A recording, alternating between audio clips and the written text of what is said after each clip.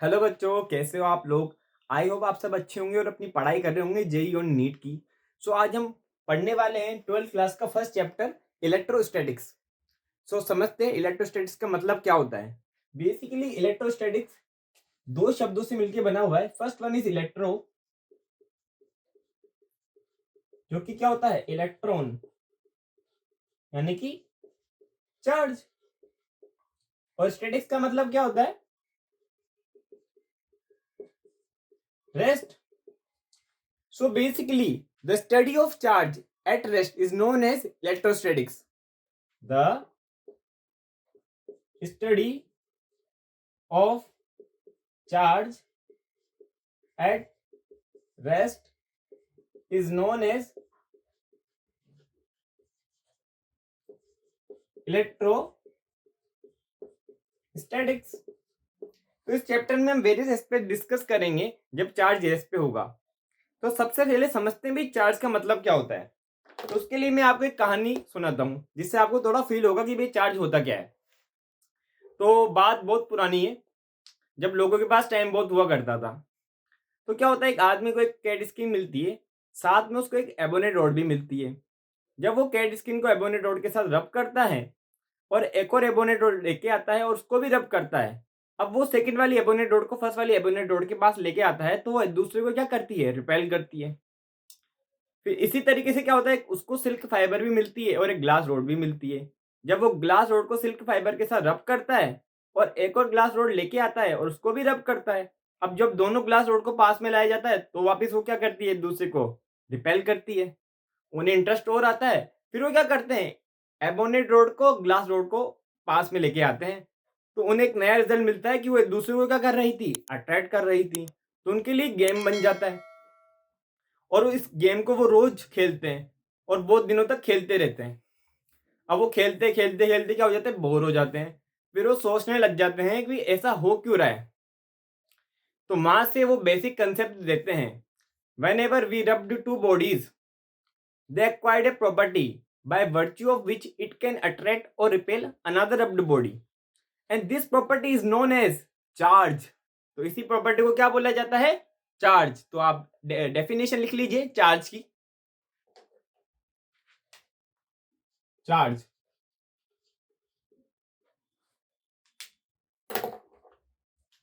it is the property by virtue of which it can attract or repel other body। तो बात हुई charge के बारे में, भी एक ऐसी प्रॉपर्टी जिसके कारण वो अट्रैक्ट या रिपेल कर सकती है दूसरी बॉडी को। अब बात करते हैं चार्ज के टाइप्स के बारे में। भाई चार्ज कितने तरीके के होते हैं। तो charge is basically two types.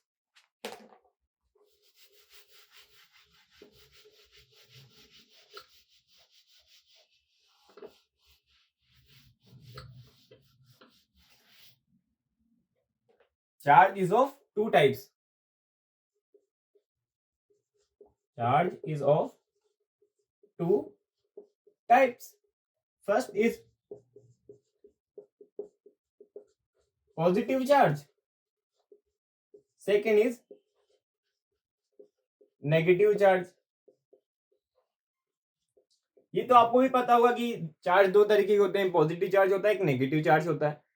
पर ये चार्ज किसी बॉडी पर आता कैसे है। मेन मेन बात तो वो है कि किसी बॉडी पर चार्ज आता कैसे है। तो आप थर्ड इसमें पॉइंट लिखिए, third point, bodies get charge due to deficiency or excess of electrons as compared to number of protons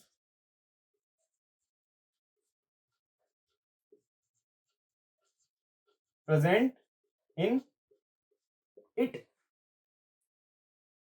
किसी बॉडी पे चार्ज कैसे आएगा, या तो उसमें इलेक्ट्रॉन की डेफिशिएंसी हो जाए या तो एक्सेस हो जाए, पर किसके कंपेयर में? प्रोटॉन्स के कंपेयर में। तो उस बॉडी पे चार्ज आ जाएगा। मैं आपको समझाता हूँ एक एग्जांपल लेके।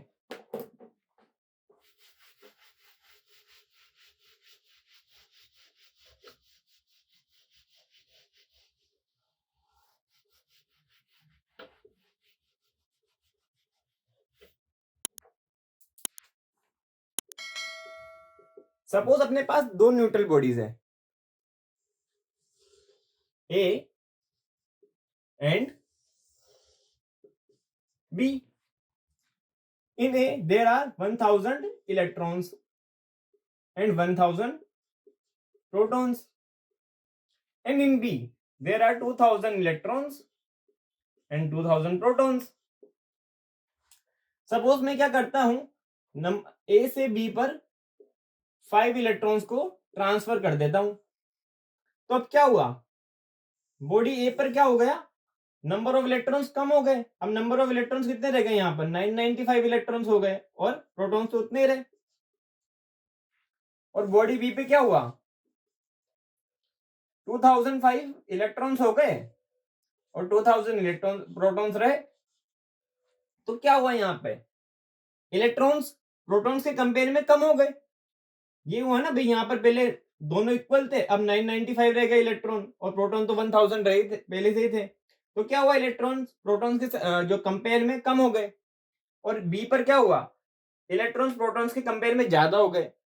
तो जब मैंने क्या पॉइंट लिखवाया आपको, जब इसके कंपेयर यदि इलेक्ट्रॉन प्रोटॉन के कंपेयर में या तो कम हो या तो ज्यादा हो, तो उनके ऊपर चार्ज आ जाएगा। अब चार्ज कैसे निकालेंगे मैं आपको बताता हूं। यहाँ क्या हुआ, प्रोटॉन्स इलेक्ट्रॉन्स कम थे और यहाँ पर इलेक्ट्रॉन्स ज्यादा थे। अब कितने ज्यादा है यहाँ पर प्रोटॉन से, 5 ज्यादा है, 5 ज्यादा है यहाँ पर, और यहाँ पर 5 कम है। तो क्या होगा, जहां पर प्रोटॉन्स मतलब जहां पे इलेक्ट्रॉन्स, या तो इलेक्ट्रॉन्स जो होंगे वो प्रोटॉन के कंपेयर में क्या होंगे, कम होंगे, तो वहां पर क्या हो जाएगा, पॉजिटिव चार्ज आ जाएगा। और वो कितना आएगा, देख लीजिए आप, 995 और 1000 है, तो 5 का डिफरेंस है, तो यहाँ 5 ही हो जाएगा चार्ज प्लस का। और यहाँ पर कंपेयर में देखेंगे तो इलेक्ट्रॉन ज्यादा है, 5 इलेक्ट्रॉन ज्यादा है प्रोटॉन के कंपेयर में, तो यहाँ पर -5 ही हो जाएगा। तो यदि इलेक्ट्रॉन्स प्रोटॉन से कम होंगे तो पॉजिटिव चार्ज आएगा, और इलेक्ट्रॉन्स यदि प्रोटॉन से ज्यादा होंगे तो नेगेटिव चार्ज आएगा। तो ये होता है कंसेप्ट पॉजिटिव चार्ज और नेगेटिव चार्ज के बीच में। ठीक है, तो आप इसमें एक नोट लिखिए, if number of electrons is less than number of protons, then body gets positive charge, and if number of electrons is greater than number of protons, then bodies get negative charge। ठीक है, अब हम पढ़ते हैं charge के बारे में, इसकी यूनिट क्या होती है, इसकी डायमेंशन क्या होती है।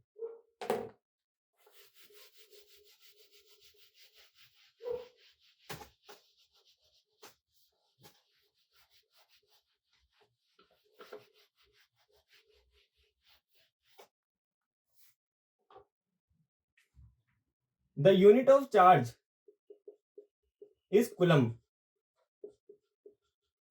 चार्ज की यूनिट क्या होती है, कूलम, और उसको डिनोट किया जाता है सी से, कैपिटल सी से इसको डिनोट किया जाता है।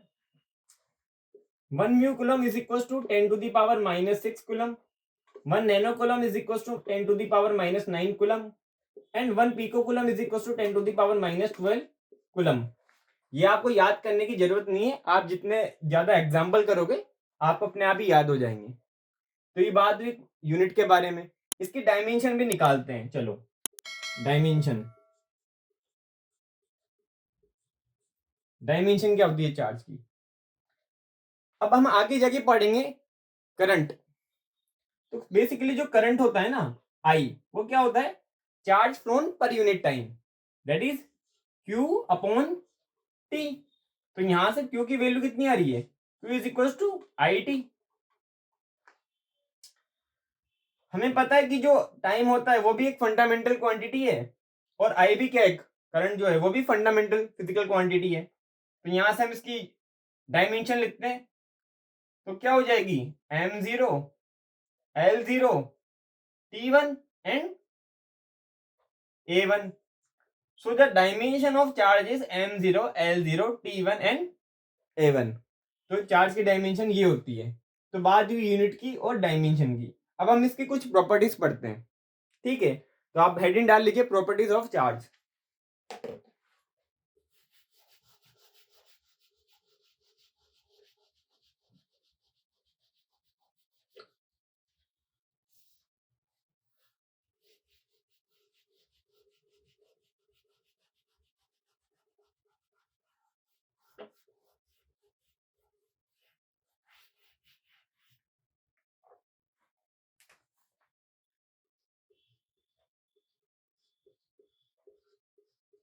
Properties of charge. First property is like charges repel each other and unlike charges attract each other। इसका मतलब यह है कि भाई पॉजिटिव पॉजिटिव चार्ज या नेगेटिव नेगेटिव चार्ज वो तो एक दूसरे को रिपेल करेंगे, लेकिन पॉजिटिव चार्ज और नेगेटिव चार्ज एक दूसरे को क्या करेंगे, अट्रैक्ट करेंगे। ये आपने अपनी 6th क्लास या 7th 8th क्लास में पढ़ रखा होगा ये चीज। तो आप सेकंड प्रॉपर्टी लिखिए,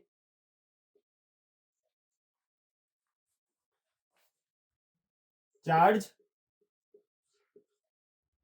is a scalar quantity. Charge एक स्केलर क्वांटिटी होती है और and it is additive in nature. साथ में एडिटिव भी होती है नेचर में। इस प्रॉपर्टी को मैं आपको समझाता हूं कैसे।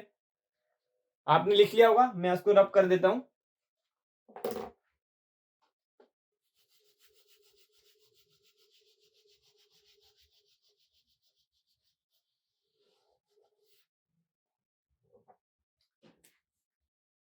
सपोज अपने पास एक ये बॉडी है ए। पहले मैंने इस पे दिया -5e चार्ज, फिर मैंने इस पे दे दिया +10e चार्ज, फिर मैंने इसको क्या करा +15e चार्ज दे दिया। अब अपन को बताना है कि इस पे नेट चार्ज कितना हुआ। तो क्यू नेट क्या करेंगे, अपन सबको ऐड कर देंगे। सारे जितने भी चार्जेस प्रेजेंट है उनको सबको साइन के साथ यहाँ पे पुट कर देंगे। That is -5e plus 10e plus 15e. So it becomes 15 plus 10 20, 20 minus 15 plus 10 25, 25 minus 5 20। तो यहाँ पर क्यू नेट कितना आ जाएगा 20। तो बेसिकली जो चार्ज होता है ना वो एडिटिव होता है नेचर के अंदर, ठीक है। तो बात हुई प्रॉपर्टीज ऑफ चार्ज के बारे में।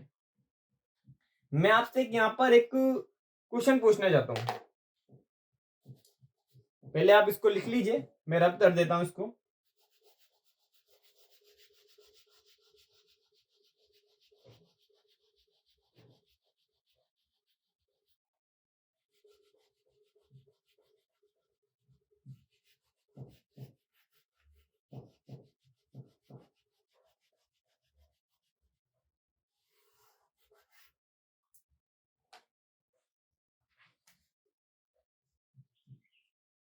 If a body has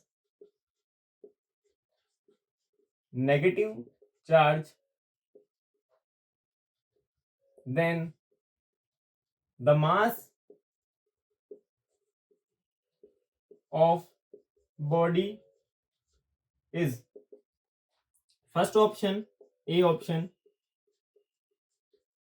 increases, B option decreases, C option not affected, D option none of this। आपको बताना है यदि कोई बॉडी पर नेगेटिव चार्ज आ जाता है तो उसका मास जो होगा वो बढ़ेगा, घटेगा या इफेक्ट नहीं होगा या नन ऑफ दिस। आप थोड़ी देर वीडियो को पॉज करके सोचिए कि क्या हो सकता है, और मैं यहाँ पर आपको समझाता हूँ कि इसका आंसर क्या है। सो बेसिकली क्या होगा, किसी बॉडी पे यदि नेगेटिव चार्ज आ रहा है तो इसका मतलब क्या हुआ, सपोज ये अपनी बॉडी थी, इस पे 100 इलेक्ट्रॉन प्रेजेंट थे और 100 ही प्रोटॉन प्रेजेंट थे। फिर क्या हुआ, इस बॉडी पे नेगेटिव चार्ज आ गया।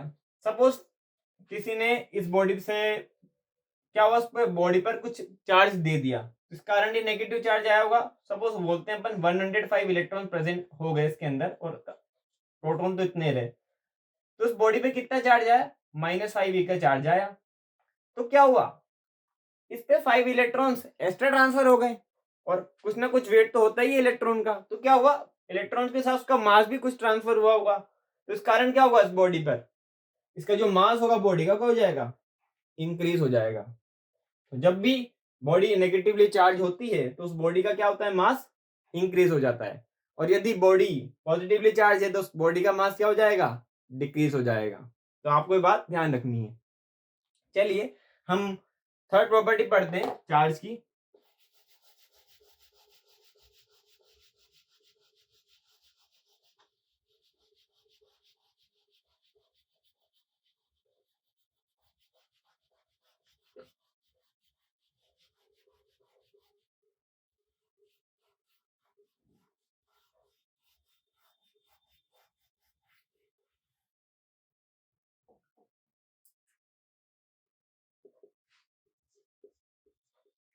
क्वांटाइजेशन ऑफ चार्ज, मैं आपको समझाता हूं उसका मतलब क्या है। लेट सपोज अपन इंडिया के अंदर रोज अपन मॉनेटरी एक्सचेंज करते हैं, और अपन लाइक 5 रुपीज, 10 रुपीज, 15, 20 या 5 के मल्टीपल में अपन मॉनेटरी एक्सचेंज कर रहे हैं। और यदि अपन से कोई बोले कि लेट सपोज 3 रुपीज की मॉनेटरी अपन को एक्सचेंज करनी है, तो ये अपने लिए पॉसिबल होगा ही नहीं, क्योंकि अपन 5 या उसकी मल्टीपल में एक्सचेंज कर सकते हैं। तो ऐसी फिजिकल क्वांटिटीज जिनको एक्सचेंज करते वक्त हमें मिनिमम अमाउंट की रिक्वायरमेंट होती है, ऐसी फिजिकल क्वांटिटीज को क्या बोला जाता है, क्वांटाइज क्वांटिटीज। उस मिनिमम अमाउंट को क्या बोला जाता है, उन क्वांटिटीज का क्वांटा। सो बेसिकली चार्ज भी क्या है, क्वांटाइज है। किसी भी बॉडी के ऊपर जो चार्ज होता है ना, क्यू, वो क्या होता है, integral multiple of e, n is equal to 1 2 3 4 5 and so on. तो किसी भी बॉडी पर यदि चार्ज जो होगा, सपोज ये अपनी बॉडी है, या तो उसके ऊपर प्लस माइनस ई होगा, या +-2 ई होगा, या +-3 ई होगा। It is basically the integral multiple of e, मतलब चार्ज जो होगा वो इंटीग्रल मल्टीपल ऑफ ई होगा। लाइक ये नहीं होगा कि 1.5 या 2.5, क्योंकि अपन इलेक्ट्रॉन को सबसे छोटा मानते हैं, इलेक्ट्रॉन के और टुकड़े नहीं किए जा सकते, इसलिए ये वाली चीजें गलत हो जाएगी। तो चार्ज कितना होगा, +-2 e, +-3 e, +-4 e, like this is the charge on the body. और जो मिनिमम चार्ज होता है किसी भी बॉडी के ऊपर, क्यू मिनिमम, वो क्या होगा, एन की वैल्यू यहाँ 1 पुट कर देते हैं, तो plus E, that is +-1.6 into 10⁻⁻19 coulomb. ये मिनिमम चार्ज होता है किसी भी बॉडी के ऊपर। ठीक है बच्चों, ये तक क्वांटाइजेशन ऑफ चार्ज। अब थर्ड प्रॉपर्टी पढ़ते हैं हम, क्या, चार्ज इज कंजर्व्ड।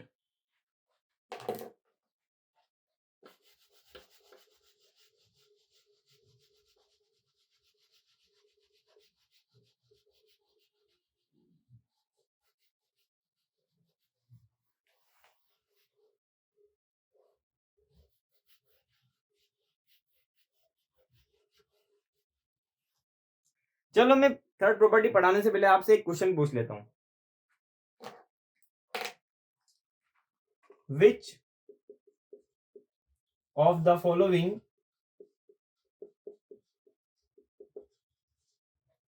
इज और आर नॉट पॉसिबल। इनमें से कौन सी चीज पॉसिबल नहीं है? First option 1.6 into 10⁻⁻19 coulomb. Second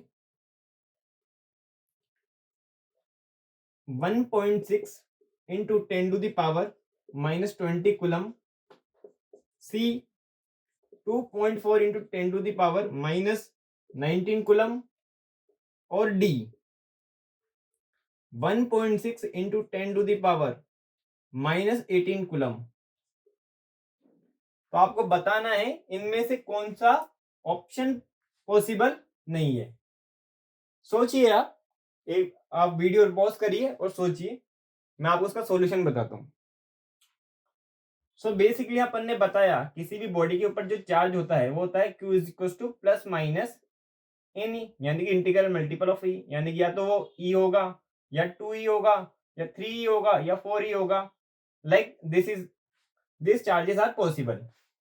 now check first option, basically it is a charge on electron, तो ये तो पॉसिबल होगा, तो अपना आंसर तो हो नहीं सकता। बी ऑप्शन चेक करते हैं, 1.6 इंटू 10⁻⁻19 कूलम। तो इसको क्या लिख सकते हैं? बेसिकली क्या हो रहा है, 10 से डिवाइड हो रहा है, इसको अपन ऐसे भी लिख सकते हैं 1.6 इंटू 10⁻⁻20 कूलम को 1.6 इंटू 10⁻⁻19 कूलम डिवाइडेड बाय 10। तो बेसिकली क्या हो गया ये E/10। और मैंने आपको बताया था चार्ज किसी बॉडी पर सिर्फ इतना ये पॉसिबल है, E 2E 3E 4E 5E 6E 7E 8E 9E 10E। ये भी क्या हो गया, ऑप्शन गलत हो गया, तो अपना एक आंसर तो ये हो गया। अब देखिए 2.4 इंटू 10⁻⁻19 कूलम, ये भी पॉसिबल नहीं है। बेसिकली क्या लिखा हुआ है, 2.4 इंटू 10⁻⁻19 कूलम, ये लिखा हुआ है 1.6 इंटू वॉट 3/2 इंटू 10⁻⁻19। ये 3/2 का फैक्टर आ रहा है, मतलब ये क्या है 3/2e लिखा हुआ है, ये क्या लिखा हुआ है 3/2e, और ये क्या लिखा हुआ था E/10, तो ये भी पॉसिबल नहीं है, तो ये भी अपना क्या हो गया, आंसर हो गया। और ये क्या लिखा हुआ है 1.6 इंटू 10⁻⁻18 कूलम, तो बेसिकली क्या लिखा हुआ है 10e के बराबर लिखा हुआ है, तो उसका आंसर क्या हुआ, बी और सी। अपन से पूछा गया था which of the following is or not possible, तो कौन कौन से पॉसिबल नहीं है, बी और सी पॉसिबल नहीं है। तो अपना क्वेश्चन खत्म होता है। अब अपन वापस अपने ट्रैक पर आते हैं, फोर्थ प्रॉपर्टी के बारे में पढ़ते हैं।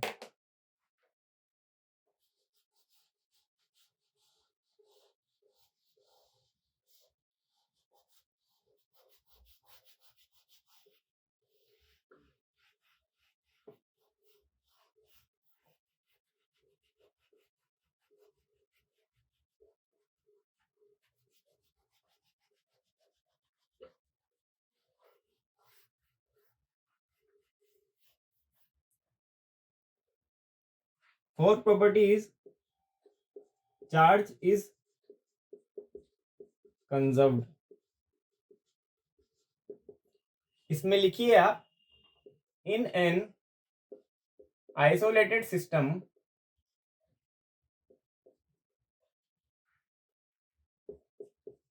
चार्ज इज कंजर्व्ड,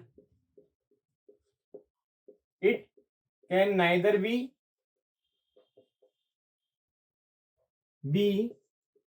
created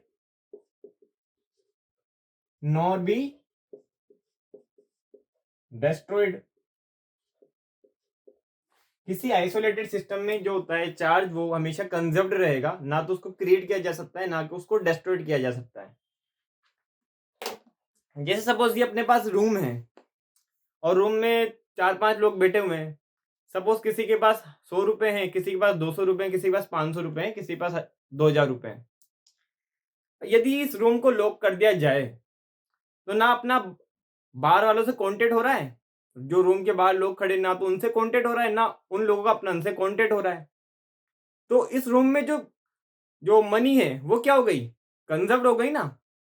हाँ, अपन एक दूसरे को ट्रांसफर जरूर कर सकते हैं मनी को, लेकिन इस रूम में जो मनी होगी वो तो कंजर्व्ड है।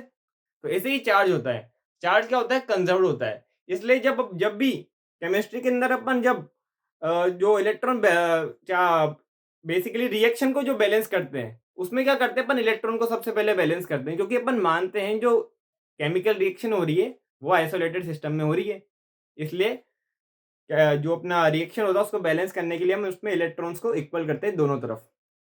तो बेसिकली इसका मतलब ये था कि भाई चार्ज क्या होता है, हमेशा कंजर्व रहेगा। और फोर्थ जो अपनी लास्ट प्रॉपर्टी है, फिफ्थ प्रॉपर्टी, वो ये है कि चार्ज इज इनवेरिएंट। मतलब पार्टिकल कितना भी तेज चले, चार्ज उस पार्टिकल पर चेंज नहीं होगा। मास के केस में क्या होता है, अपन जब थ्योरी ऑफ रिलेटिविटी पढ़ते हैं तो मास के केस में क्या होता है, जो मास होता है वो होता है बेसिकली स्पीड के ऊपर भी डिपेंड करता है। यदि थ्योरी ऑफ रिलेटिविटी का अपने पास एक रिजल्ट आता है, m is equal to rest mass divided by under root of 1 minus c square divided by v square. यदि वेलोसिटी स्पीड ऑफ लाइट के बराबर हो गई तो जो उसका मास होगा वो क्या हो जाएगा, इनफाइनाइट हो जाएगा।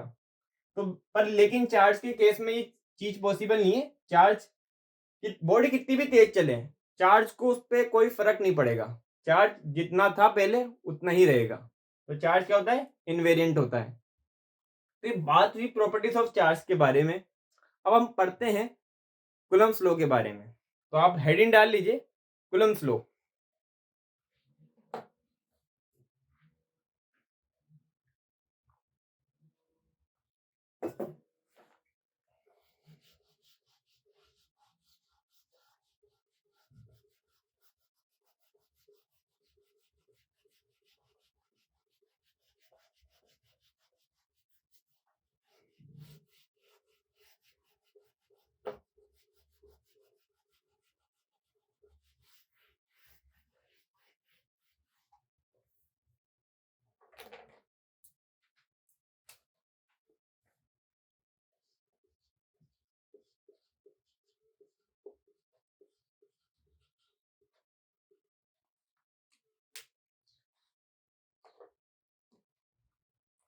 तो एक साइंटिस्ट था कूलम, उसने बताया हमें कि यदि दो चार्ज एक दूसरे के सामने रखे हों तो उनके बीच में क्या फोर्स होगी, या तो वो अट्रैक्ट कर रहे होंगे तो रिपेल करेंगे, तो वो अट्रैक्शन फोर्स या रिपल्जन फोर्स क्या होगी।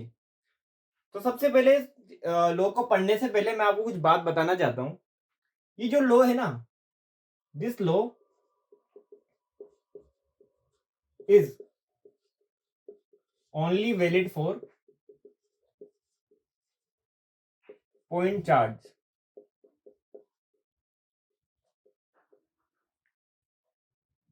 ये जो लॉ है वो सिर्फ पॉइंट चार्ज के लिए वैलिड है। हाँ, पर हम इसको एक्सटेंड कर सकते हैं। यदि कोई बॉडी है उस पर बहुत बड़ा चार्ज, मतलब बहुत सारे चार्जेस है, कोई बॉडी, सपोज दिस बॉडी है, कोई डिस्क वगैरह है या रिंग है, या आगे जाकर हम निकालेंगे इसमें, इस पे भी वैलिड हो सकता है। किसके हेल्प से, इंटीग्रेशन की हेल्प से उसको हम यूज कर सकते हैं। इंटीग्रेशन की हेल्प लेकर इस पे भी अपन, इस पे भी लॉ लगा सकते हैं, कूलम्ब्स लॉ। ठीक है, पर ये पॉइंट चार्जेस के लिए वैलिड है। ठीक है, तो बेसिकली जो पॉइंट चार्ज होता है, पॉइंट चार्ज के बारे में समझते हैं। पॉइंट चार्ज होता क्या है। पॉइंट चार्ज इज बेसिक एक ऐसा चार्ज जिसकी कोई डायमेंशन नहीं है, मतलब लाइक दिस, ये अपना पॉइंट चार्ज हो गया, जिसकी कोई डायमेंशन नहीं होती, होता पॉइंट चार्ज। चलो हम लो पढ़ते हैं। तो आप फर्स्ट स्टेटमेंट लिखिए,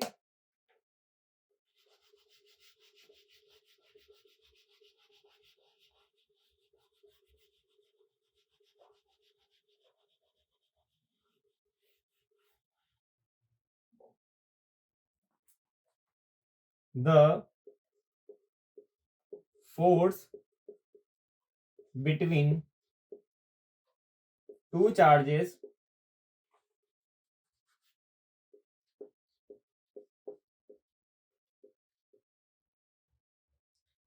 is directly proportional to the product of two charges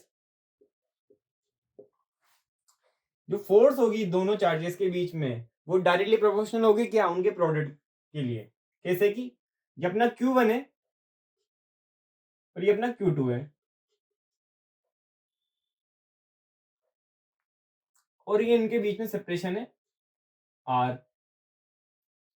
तो क्या होगा, Q1 Q2 पे फोर्स लगाएगा इधर की तरफ क्योंकि दोनों पॉजिटिव चार्ज हैं, तो ये एक दूसरे पर क्या रिपेल करेंगे दूसरे, तो ये Q1 जो Q2 पर फोर्स लगाएगा इधर की तरफ और Q2 Q1 पे इधर लगाएगा इधर की तरफ फोर्स।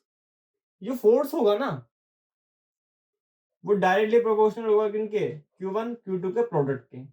ये फर्स्ट इक्वेशन हो गई।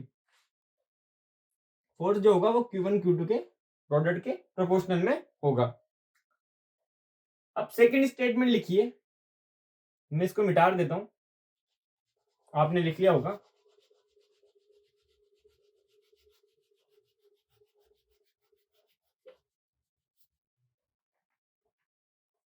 सेकंड स्टेटमेंट लिखिए, the force between the two charges is inversely proportional to the square of separation between them। मतलब ये जो फोर्स लग रही है इन दो चार्जेस के बीच में वो इनवर्सली प्रोपोर्शनल होगी ये जो R है उसके स्क्वायर के, मतलब जो इनके बीच में सेपरेशन है ना उसके स्क्वायर की इनवर्सली प्रोपोर्शनल होगी। मतलब F इज inversely proportional to R square. ये अपनी दो इक्वेशन है और ये अपना कूलम्ब्स लॉ है। अब अपन क्या करते हैं, इन दोनों इक्वेशंस को कंबाइन करते हैं। ठीक है, तो मैं इधर इसको बता रहा हूं कंबाइन करके। तो जब अपन दोनों इक्वेशन को कंबाइन करेंगे तो क्या आएगा, F proportional to Q1 Q2 divided by what, R square. तो यहां से अपने पास एक वैल्यू आएगी फोर्स की, वो आती है 1/4πε0 Q1 Q2 by R square. ये होती है अपनी फोर्स ऑफ इलेक्ट्रोस्टैटिक्स। मतलब इलेक्ट्रोस्टैटिक फोर्स होती है 1/4πε0 Q1 Q2 by R square. ये जो फोर्स होती है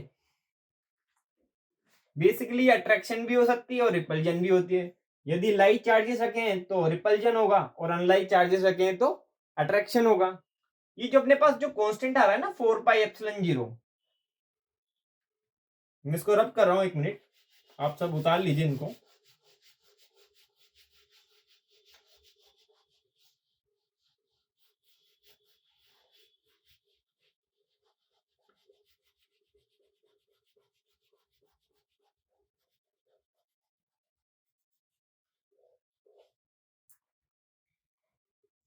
फोर पाई एप्सिलॉन जीरो, ये क्या होगा, FR square upon Q1 Q2।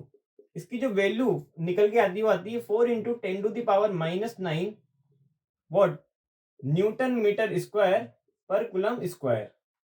4πε0 की वैल्यू क्या होती है, 4 × 10⁻⁹ newton metre square upon coulomb square.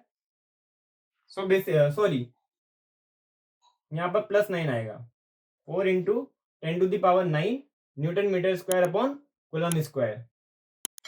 ये जो है एप्सिलॉन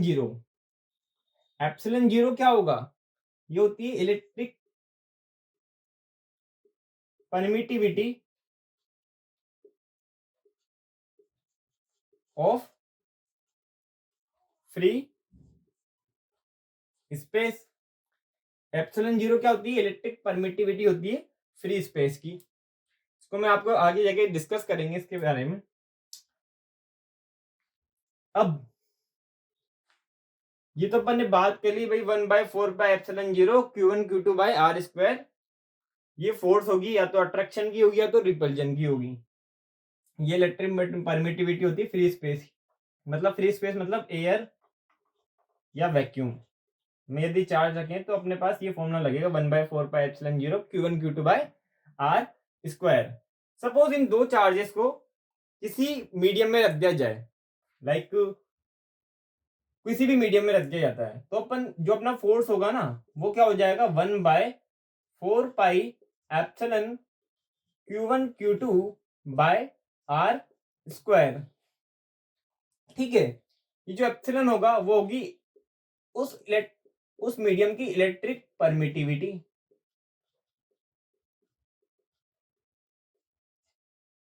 उस मीडियम की इलेक्ट्रिक परमिटिविटी होगी एप्सिलॉन। इसको कैसे फाइंड आउट करेंगे? तो यहां से अपन एक कंसेप्ट देते हैं रिलेटिव परमिटिविटी का, इसको मैं मिटा रहा हूं।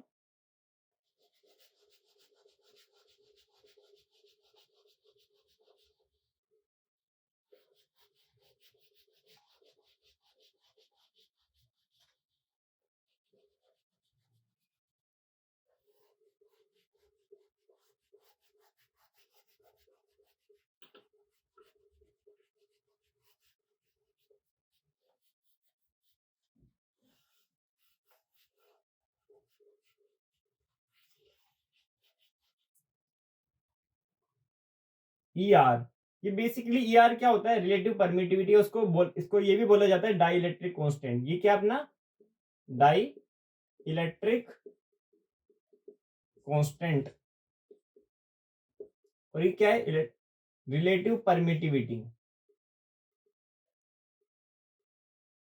इसी को अपन बोल देते हैं डाई इलेक्ट्रिक कॉन्स्टेंट।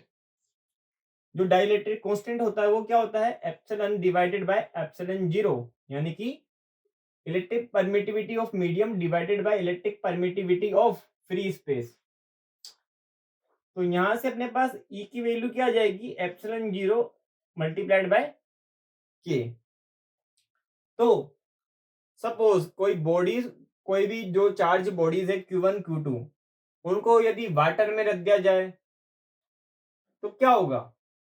वाटर या किसी भी मीडियम में रख दिया जाए तो उनके बीच में जो फोर्स लगेगी वो क्या लगेगी? 1/4π। मैंने बताया था एप्सिलॉन आ जाएगा, तो एप्सिलॉन की वैल्यू क्या आई?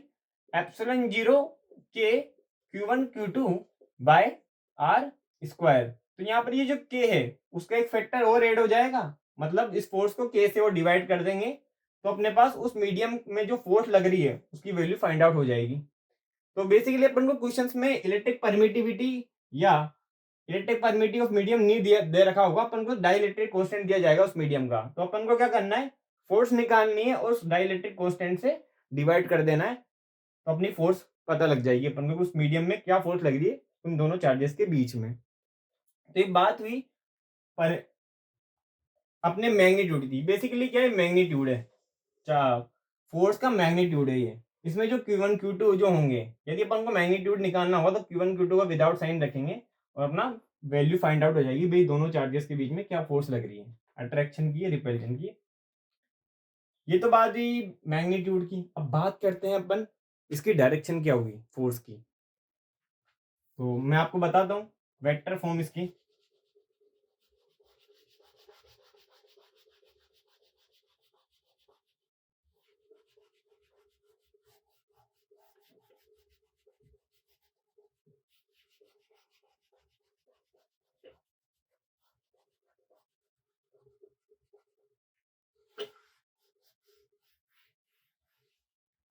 चाहो तो आप हेडिंग डाल सकते हो coulomb flow in vector form.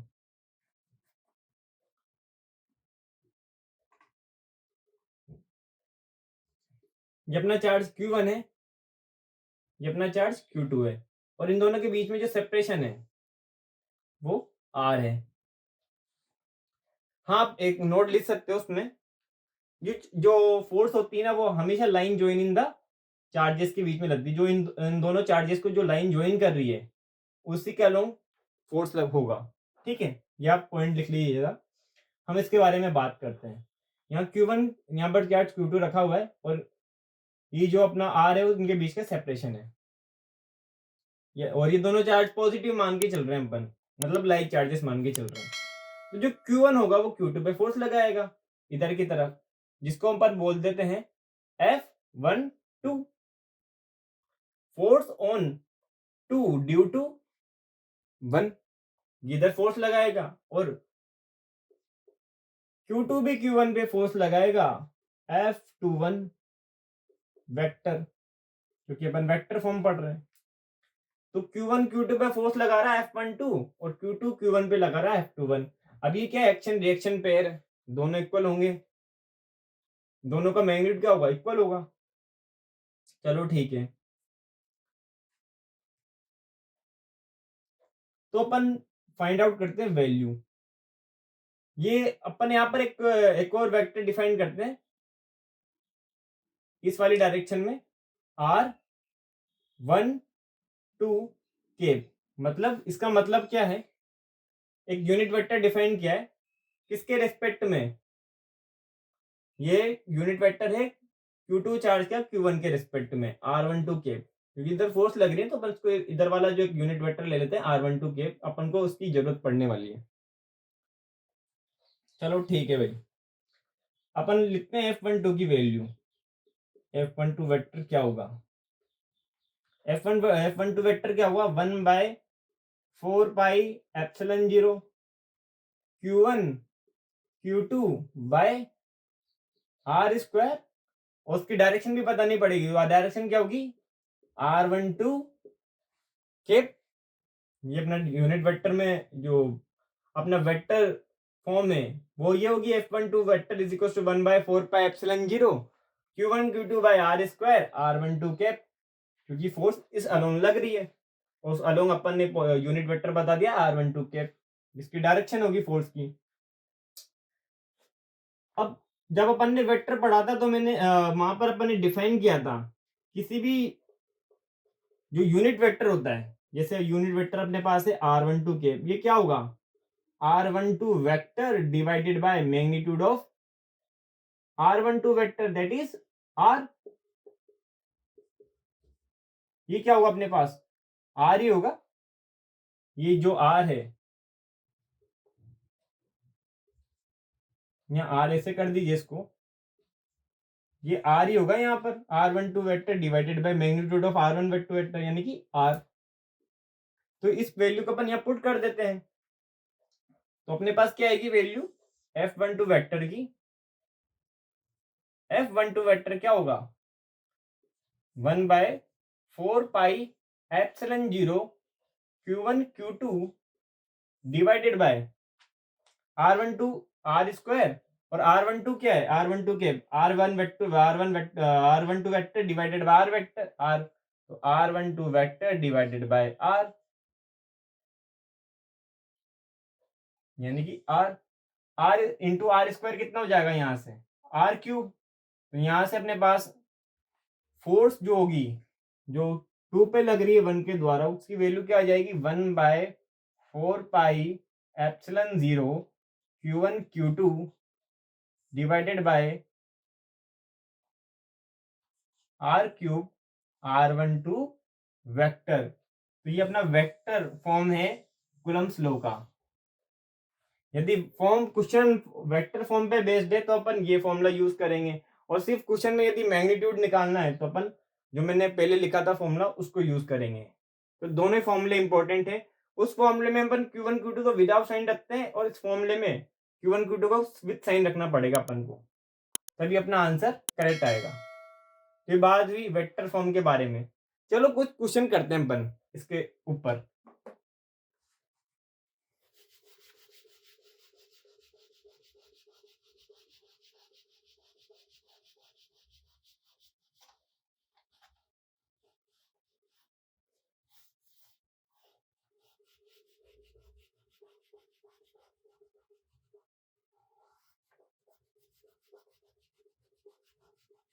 और जो R12 वेक्टर होगा ना बच्चों, वो पोजीशन वेक्टर होगा किसका Q2 का, किसके रेस्पेक्ट में Q1 के रेस्पेक्ट में। तो आप लिख सकते हो R12 vector is basically the position vector of Q2 with respect to Q1। चलिए क्वेश्चन करते हैं।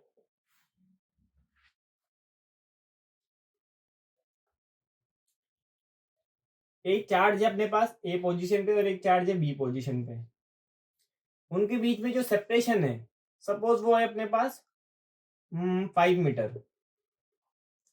जो ए पर जो चार्ज रखा हुआ है उस Q1 उसकी वैल्यू है -2 म्यू कूलम, और बी पे जो चार्ज रखा हुआ है उसकी वैल्यू है +5 म्यू कूलम।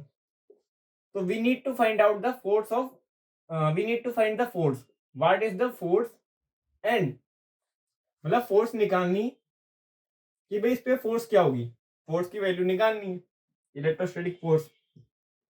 तो आप वीडियो पॉज करिए और एक बार खुद से कोशिश करिए कि आप निकाल पा रहे नहीं निकाल पा रहे। मैं आपके लिए इसको सॉल्व करता हूं। सो बेसिकली अपन को सिर्फ मैग्नीट्यूड निकालना है।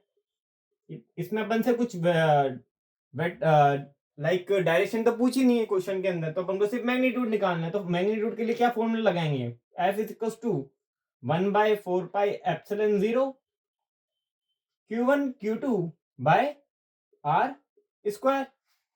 ठीक है भाई, अपन को Q1 की वैल्यू भी पता है, Q2 की वैल्यू भी पता है और R की वैल्यू भी पता है। तो अपन फोर्स निकालते हैं। F इज टू 1/4πε0, जो अपनी वैल्यू होती है 1/4πε0 की जो वैल्यू होती है वो क्या होती है 4 इंटू 10⁹9। ये इसकी वैल्यू क्या होती है 4 इंटू 10⁹9। Q1 और Q2 की वैल्यू क्या होती है, Q1 की वैल्यू पुट करते हैं -2 इंटू 10⁻6 इंटू Q2 की वैल्यू क्या है 5 into 10⁻6 divided by R square, that is 5 का स्क्वायर कितना होगा 25। इसको सॉल्व करते हैं तो अपने पास क्या है फोर्स की वैल्यू, यदि इसका मैग्नीट्यूड ही निकालना है तो अपन को माइनस से कोई साइन, मतलब माइनस तो अपन को पुट करना ही नहीं है, तो अपन मैग्नीट्यूड निकाल रहे हैं बस। तो फोर्स का मैग्नीट्यूड इतना आ जाएगा 4 इंटू 2 8, 8 इंटू 5 40 इंटू 10⁻9 और 10⁻−12, so it is what 10⁻−3 divided by 25। इसको आप सॉल्व कर लीजिएगा, 5 8 या 40, 5 5 या 25, like it becomes 8 into 10⁻−3 divided by 5, so it becomes 1.6 into 10⁻−3 Newton. तो अपने पास फोर्स जो आ रही वो कितनी आएगी 1.6 इंटू 10⁻−3 न्यूटन। और यदि आपसे कोई पूछ लेता कि फोर्स का नेचर कैसा है, मतलब या कैसे है, मतलब फोर्स कैसी है, रिपल्सिव फोर्स है अट्रैक्टिव फोर्स है, तो मैंने आपको प्रॉपर्टी लिखवाई थी, यदि जो दो चार्ज होंगे यदि वो लाइक चार्जेस है तो एक दूसरे को क्या करेंगे रिपेल करेंगे, और अनलाइक चार्जेस है तो अट्रैक्ट करेंगे। तो आपको यहाँ से देख के पता लग रहा हो तो अनलाइक चार्जेस है तो क्या होगी फोर्स ऑफ अट्रैक्शन होगी इनके बीच में। तो ये अपना आज के लिए इतना ही पढ़ते हैं हम नेक्स्ट जो अपना नेक्स्ट लेक्चर होगा उसके अंदर वेक्टर फॉर्म के भी क्वेश्चन करेंगे कि भाई वेक्टर फॉर्म में कैसे सोल्व करना है, वेक्टर फॉर्म को कब लगाना है किसी क्वेश्चन के अंदर, वो क्वेश्चन भी लेके आऊंगा मैं आपके लिए। So thank you friends, bye bye.